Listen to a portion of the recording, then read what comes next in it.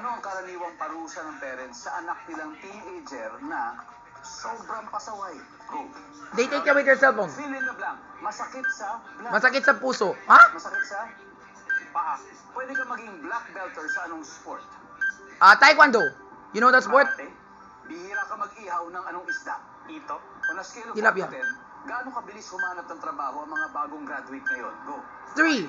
Not so good. Hey man, tignan natin kung ilang puntos na nakuha mo. Also 3 may not be the top answer, but I just want to be accurate lang. Very, very accurate. So, yeah.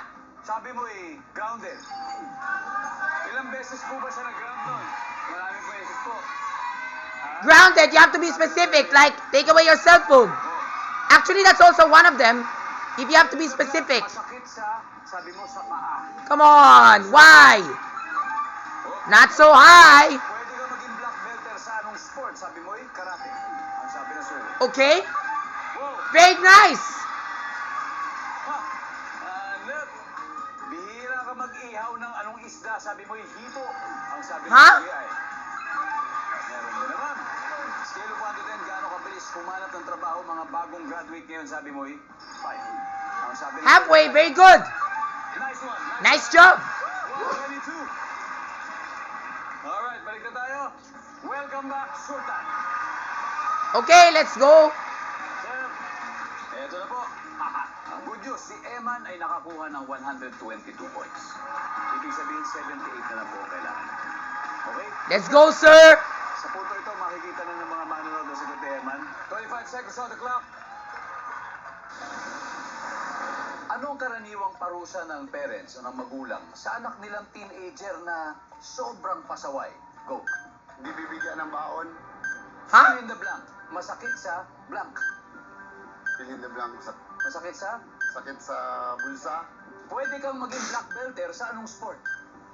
Sa karate. Bukod sa karate, saan pa? Sa Muay Thai. Bihira kang mag-ihaw ng anong isda? Tilapia. Let's go. Sayang. But that's alright. I think 5 may be the top answer already. Ano But I think there could be a top answer more than that number. Teenager na sobrang pasaway, ang sabi ay hindi po bibigyan ng allowance. No allowance or no baon. Meron. Okay. Pero ang top answer, Eman, yung grounded sa'yo. But what about the... Masakit sa blank, sabi Never ng mind. pusa. Ang sabi ng survey?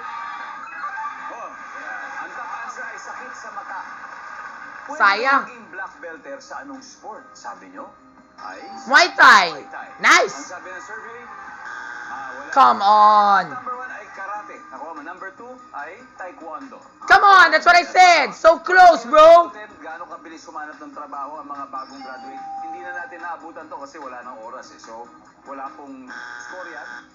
Ang top answer dito ay 8. Yan. Whoa. Ang huli, bihira ka mag-ihaw ng anong isda. Ang sabi nyo ay tilapia. Okay. Ang survey natin dyan ay I think that's what I said. Tilapia.